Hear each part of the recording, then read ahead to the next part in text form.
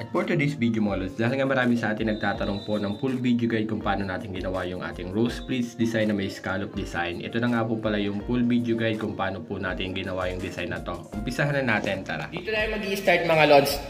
Sa gilid na yon makikita nyo plain lang, pero kung mahaba yung kulot nyo, pwede kayo maglagay ng running pleats. Dito tayo mag-i-start sa akin, sa harap lang. Kasi ito yung demo lang natin.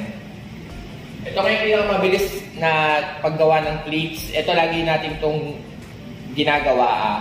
Dito mag-space lang kayo 4 inches. 4 to 5 inches depende sa gusto nyong space. Tapos ibabalik nyo lang siya ng 2 inches. Yan. Tapos lalagyan nyo lang siya ng pin.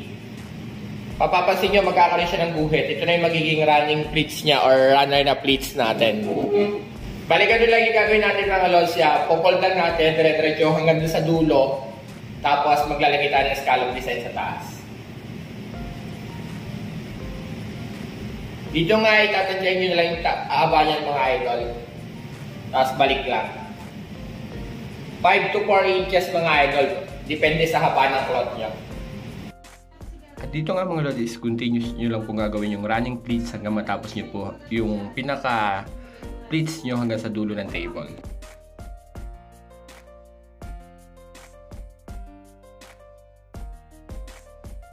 Ito na siya mga lods yan. Once na natapos na natin yung pinaka running pleats natin yan. Kung mapapansin nyo parang medyo lukot tapos parang medyo matigas siya tingnan. Kasi bago pa lang yung cloth natin mga lods dito, hindi pa siya nalaban. Kaya mapapansin nyo parang matigas pa siya. Pero yan yung itsura niya mga idol yan. Ganyan yung itsura ng running pleats natin. Sunod lalagyan na natin siya ng 2 colors na scallop design.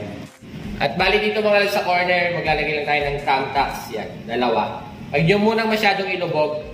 Tapos lagay lang tayo ng tie wire. Tapos push na natin. Dito tayo maglalagay ng pinaka-scallop design natin na may flower fold or scallop design na may rose pleats. Dito sa ganitong setup mga lods, pwedeng maggawa tayo ng rose pleats na pwedeng pin. Kagaya ng tinuro natin noong nakaraan. Ito naman sa may nag-comment na nahihirapan daw sila mag-pin kasi natatanggal. Ito naman yung gagawin nyo. Meron kayong tie wire. Tapos push pin lang kung ang table nyo is kahoy. Bali dito mga lods, naglagay na ako ng thumbtacks tapos tie wire yan. Ito yan, naglagay na ako. Sinukat ko na yan. Bali ang gagawin natin, maglalagay tayo ng scallop design papunta dito. Yan, papunta doon at saka sa dulo. Yan. Nag-abang na tayo dito ng thumbtacks na may tie wire. At bali ito na nga yung corner natin mga lods dito sa gilid. Dito pupold lang natin yung pinaka light pink natin. Yan. May video tutorial na ako nito mga lods pero marami pa rin nagko-comment sa atin ng combination ng light pink at saka itong pinaka light na violet natin. Fold lang tapos gagawa na tayo ng rose pleats.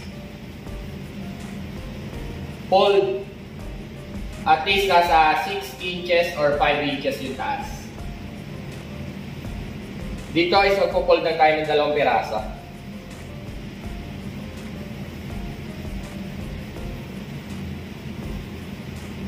Pagpantayin nyo lang. Yan.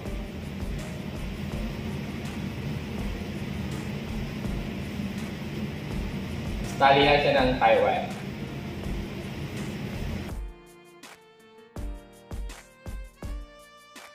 Ito na siya mga idol, 2. Tapos push lang natin.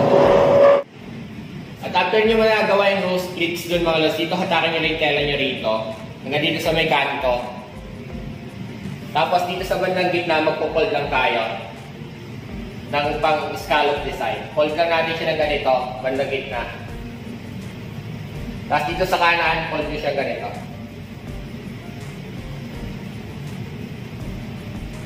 Tapos release nyo lang. Tapos tali.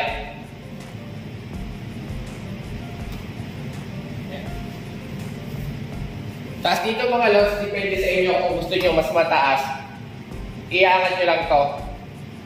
Or mas mababa, magre-release na kayo dito. Tapos yung scallop design natin, ayusin lang natin na ganito. Kung mapapansin nyo, parang medyo matigas yung cloth natin kasi bago lang kasi ito kaya wala pang laba. Kaya medyo matigas pa siya. Pero once na nalabahan to, mas maganda rin magiging scallop design ito mga lods. Susundan nyo lang yung pleats. Tapos dito nga sa corner mga lods yan, magagawa din tayo ng rose pleats design natin. Dito, magagawa din tayo ng 2 piraso. Nasa sa inyo kung 2 or 3 kung mahaba yung cloth nyo. Ang table natin dito is 2 meters.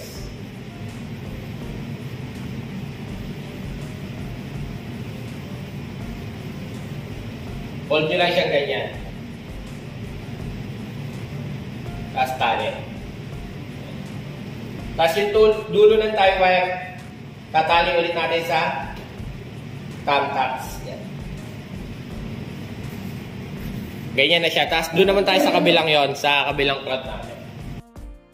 At dito nga mga lods is continuous nyo lang pong gagawin yung pinaka-scallop design. Tapos sa bawat tie wire mga lods is magpo-fold lang po kayo ng rose splits design hanggang matapos nyo hanggang dulo ng table. At kada fold po ng pinaka-rose splits design is nasa 5 to 6 inches mga idol. Ng pinaka 2 pleats. Nasa sa inyo kung gaano kalayo yung space, pwedeng 3 lang yan. 1, 2, 3. Sa atin, dinamihan natin, ginagawa tayo ng 1, 2, 3, 4 para mas marami yung scallop.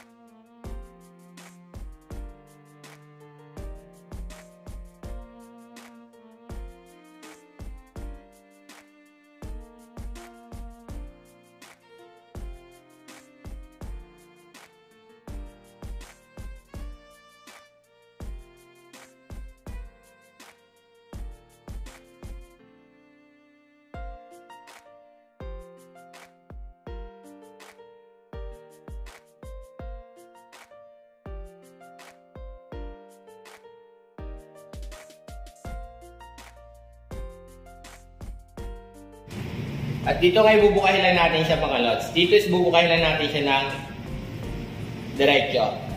Yan. Yan ay yung magiging simpleng design niya. Yan yung rose pleats design natin or crumpled na design.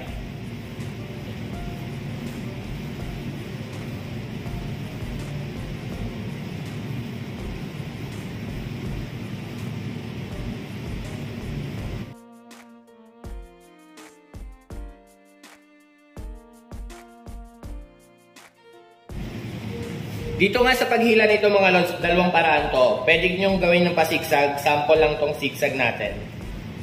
Yan. Sa mga bagong followers natin dyan, yan, dito is pwede nyo siyang hatakan ng pasigsag. Para meron kayong idea. Yan. Yan ang itsura ng pasigsag.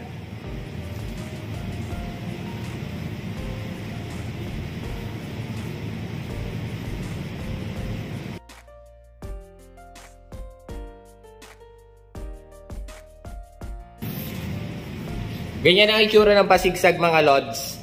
Tapos, ganito naman ang itsura ng diretsong hatak lang. Yung crumpled lang natin, yan. Yan. Ganyan ang itsura ng crumpled na rose pleats. Ang pasigsag naman, ganyan yung itsura. Nasa sa inyo kung ano yung gusto nyong design mga idol.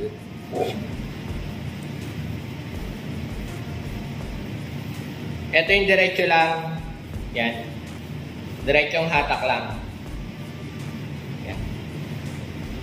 Ganyan siya, parang nakatayo. Ito naman yung pasigsag.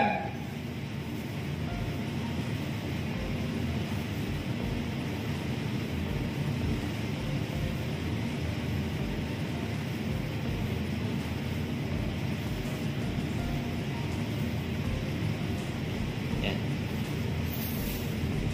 Yung pasigsag, medyo malaki siya. Makikita nyo, malaki yung sakop niya. Yung isa naman, diretso lang siya. Bale, ito na siya mga lods yan.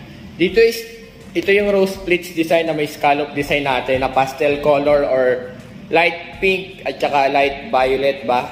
Tapos ito nga pala yung pasigsag natin mga lods kagaya ng sabi ko. Tapos ito naman yung itsura kapag yung rose pleats na ang hatak niyan pa diretso lang. Tapos ito yung pasigsag. Nasa sa inyo na mga lods kung anong gusto nyong design. Yan. Ito yung pinaka pasigsag tapos ito yung diretsong hatak lang, medyo patayo siya. Yan. Ito na yung ating scallop design na may rose pleats na may 2 colors combination mga idol. Yan.